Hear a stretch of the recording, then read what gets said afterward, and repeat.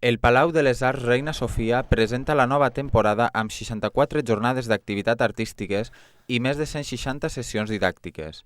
Per primera vegada, les arts inclou una funció amb preus populars, des de 7 fins a 50 euros. Un total de 10 òperes, ballets, concerts, música de cambra, recitals i activitats didàctiques i gratuïtes conformen el cartell d'aquesta temporada. Una valenciana internacional es la imagen de les arts para una temporada de grandes estrellas a su altura. Plácido Domingo, Gregory Kunde, Anna Pirozzi, Marina Rebecca, Arturo Chacón, Mariella De Via, Silvia Tro Santa Fe, Jean-François Borrat, Anna Caterina Antonacci, Daniela Barcellona, Jessica Pratt o E.G. Shih. Artistas habituales de los más grandes teatros de ópera del mundo, como la nueva musa de les arts.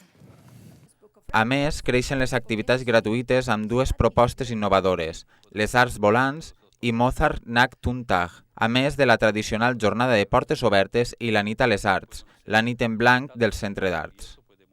El que volem és augmentar també allò que vam dir en el pla estratègic, l'accés a nous públics. Per a fer aquest accés a nous públics no és només obrir les portes, no és només fer més activitats, sinó també és a incidir i arribar als més menuts, arribar als xiquets i xiquetes, arribar al conjunt de la població escolar i educar-los també en cultura.